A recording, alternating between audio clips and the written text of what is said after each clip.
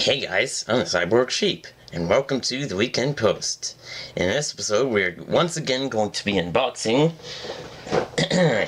this electronic snap circuits 300. Now, this, of course, once again, I got for Christmas. If you do remember the past, I reviewed the Snap Circuits Junior. This kit is one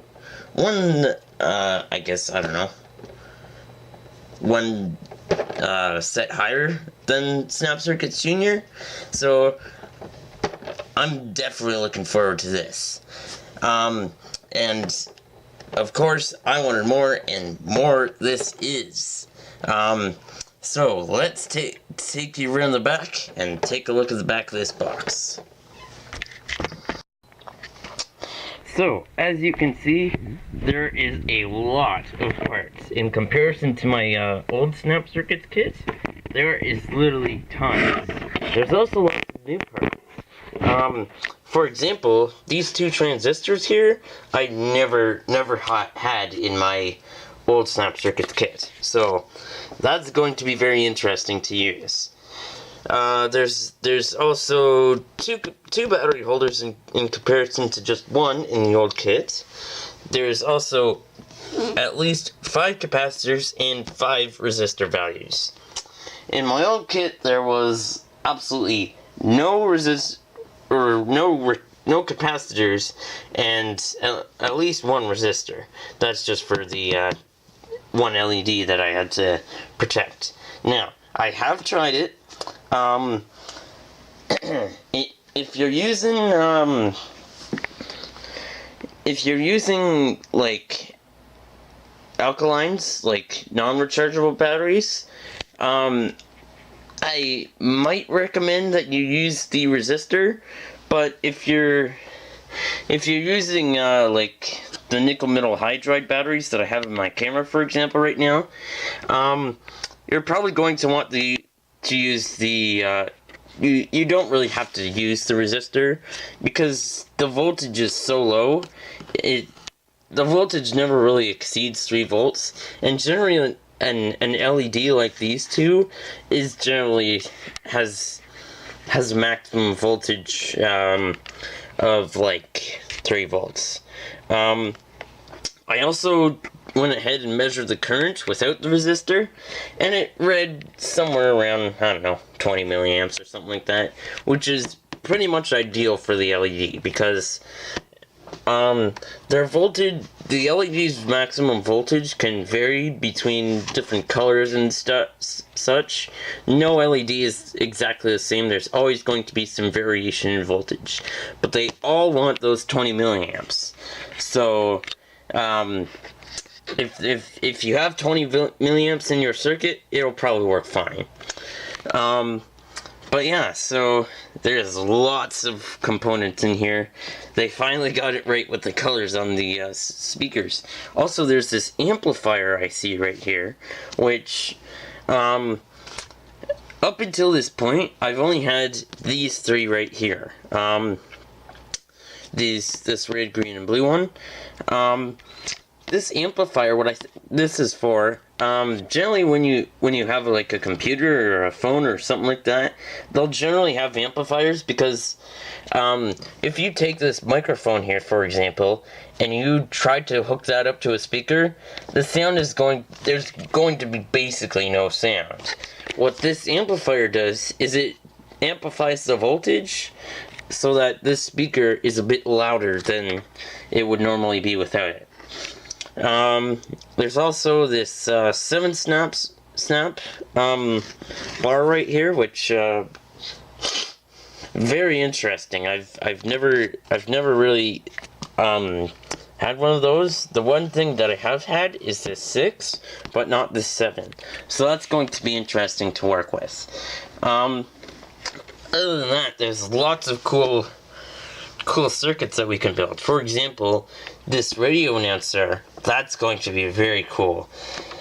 I have like this old I'll go and grab it real quick.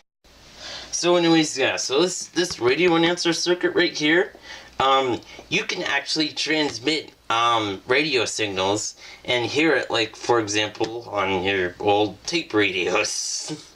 Yeah, this right here, one of the neighbors was throwing this out, so I was like, hey, I want that. Me being an electronics enthusiast, I'm going to be trying to salvage stuff. Every time I see, like, an old appliance that people are throwing out, I'm like, dang, I wish I could get that.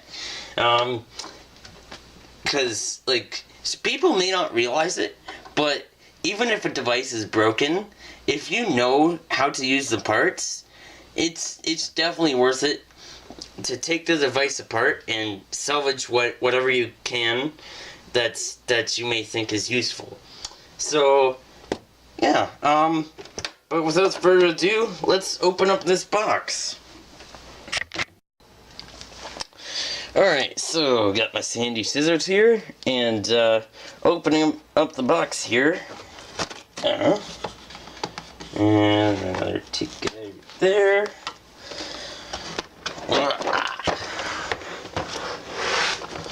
Oh, whoa, that looks cool. Nice. That looks awesome. Oh, that's interesting. So, if you look at that right there, so on this PNP transistor, and also with this NPN transistor as well, they both has these little plastic casings around the actual components. That's interesting. Now, a couple other things that I meant to mention. This right here, this high frequency high frequency IC. This I'm not too sure what it's for, but it's going to be very interesting to see what it does in a circuit. So anyways, taking off the grid here, lots of components once again, of course. Here I see now in the more recent models, my old snap circuits, the snap circuits junior, it had a replaceable bulb. This one is not replaceable. As you can see, there's like the halogen is like right in there, and then there's a plastic casing around it. But what's really cool though is that there's like little venting holes so it can vent the heat. So that's very good. Also tons of first time I've been holding a snap circuits capacitor. And let's see here. What are the kind of specs on this? 10 volts, 470 microfarads. That's neat. Also, of course, got the whistle chip. Got our other motor. Nice. Looks nice and shiny and stuff. Got the little things here. And underneath this, we find the instruction manual. Now, if you look here, this kit came with two books. One says Experiments 1 to 101, and the other book says Projects 102 to 305. So, this right here is the book from Snap Circuits Junior. And to add to that, they then give you this book, which is the experiments for this kit. So that's interesting. If you lose your book from the Snap Circuits Junior, you can just buy the next level up. That's very interesting. So yeah, let's get building some circuits. First of all, I think I want to start out with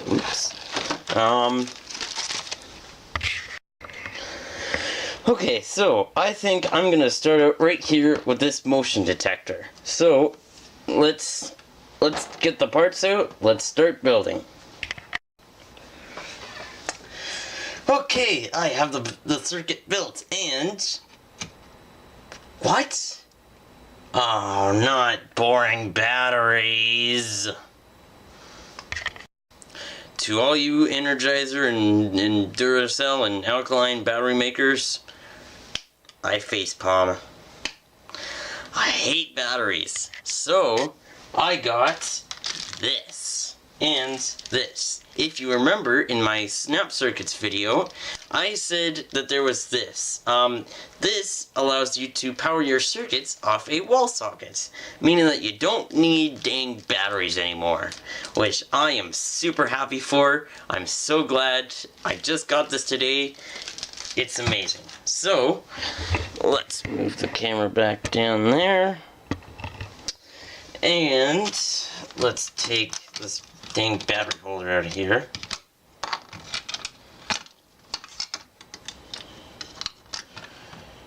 And we're going to replace it with this.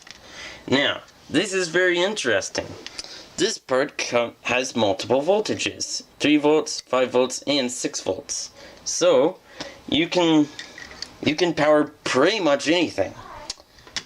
So, if we put that in the circuit, just the same as the B1, and we stick our switch and our LED, what did I do with it? It's right there. And that right there. Oh, it's supposed to go the other way. There we go. And I open up the adapter.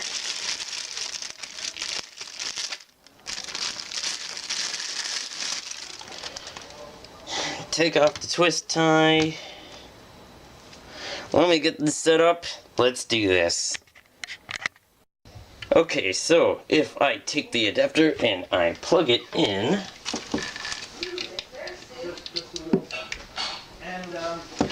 as you can see, the LED lights up, and I think we are all ready. If we look in the book, there's just one 3-volt battery holder, and I have it hooked up to 3 volts across here, so we should be fine. And if we throw the switch, as we can see, this LED is on until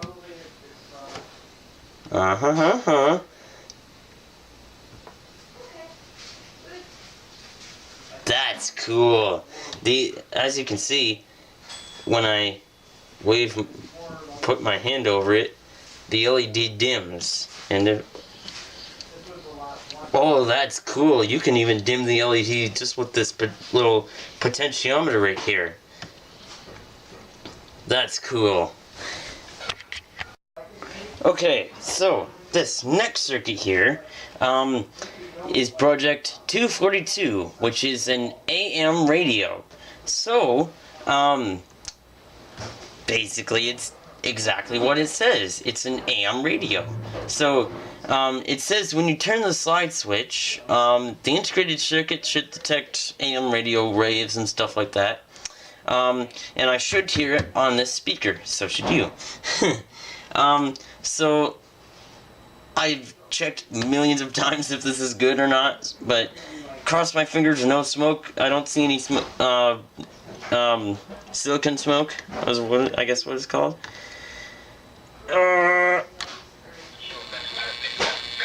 Whoa! You hear that?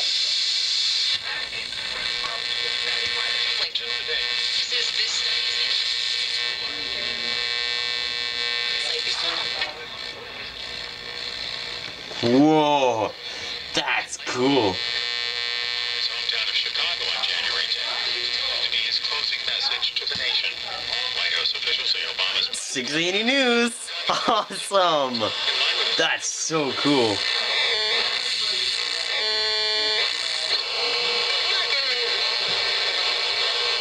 Oh my goodness, this.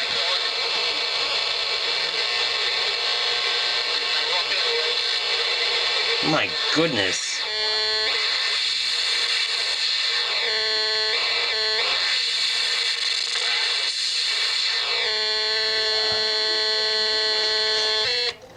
That is so cool.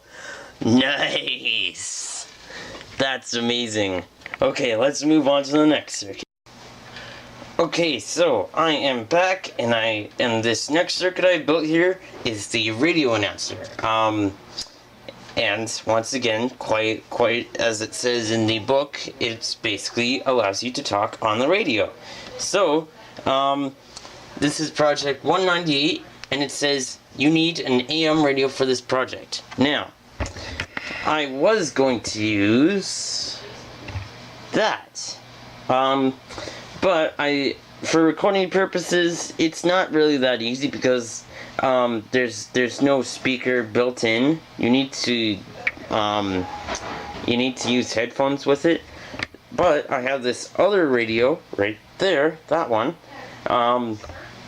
that does have a built-in speaker. And as you can hear, if I cut it on right there, there's all static and stuff. So next it says, once you have your AM radio, to tune the radio frequency to the middle of the AM band around 1000 kilohertz, which that exactly I have done. We are roughly in the middle of it. So I'm gonna put the camera and the radio upstairs, just so I don't get so that this doesn't hear talking from there and then it screws up all the thing. So I'm gonna put this upstairs just so nothing gets screwed up, my camera and the radio, and let's hope for the best. Okay, so I've been trying this circuit millions of times and I just can't seem to get it to work. I'm thinking what's happening is there's some sort of interference coming from somewhere or something. We were the dryer and washing machines were running, so I waited till those were turned off, but they haven't seemed to have changed anything. So I guess not all circuits really do work, but the odd couple that do. So, plus this is kind of this kind of has awkward connections with the snap wires, so I can see how it doesn't work. But anyways, I'm gonna look for one more circuit, and then I think we'll leave it at that. And for this final circuit here, I have built project 126, which is sucking fan. This circuit is to adjust the speed of a fan. I find this really cool because I might be using this in the future. So if I turn this on, you see that for right here, it's not on. But if I slowly increase it,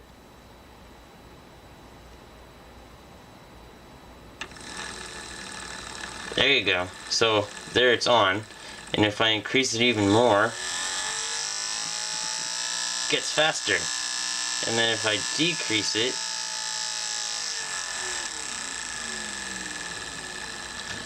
so there you can see I can regulate the speed of the fan by moving this potentiometer back and forth. So very cool. Anyways guys, I think I'm going to leave it at that. That is my unboxing of the Snap Circuits 300. One kit higher than my Snap Circuits Junior, and a whole lot of fun. Not all the circuits work optimally, but I think it's gonna work. Just a little note before we leave. I have two of these motors.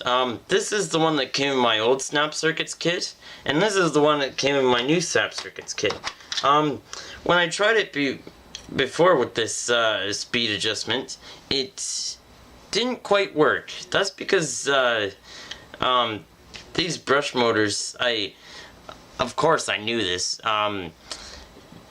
The little contacts in there that rub up against the things, when they're brand new, there's a lot of resistance to turning. So I had to try it, and it did work, but not as good as my other one. So I guess you just kind of have to get it to wear in. But that's really kind of a downside with these motors, is the fact that they're like, they don't, you have to do that. With there's other motor types that don't have as much resistance to it. Another thing you can do is you can use a higher voltage with these to get them to spin a bit faster, and because as you increase the voltage, there's more current and a stronger magnetic field. Because what the brushes connect to these copper contacts, and those copper contacts are connected to the this copper wire that's round around this core, and then that copper that's wound around there, that creates a magnetic field, and of course as the voltage increases, current increases, and so does the magnetic fields get stronger. But anyways, there you have it. Hope you dudes enjoyed coming down to your one-stop shop for everything, you name it. Unboxings, snap circuits, electronics, motors, attempting to get AM radios to listen to me. Hit that like button if you liked it, or hit the dislike button and suggest something else for me to do. Subscribe if you're new, and I'll see you dudes in the next episode.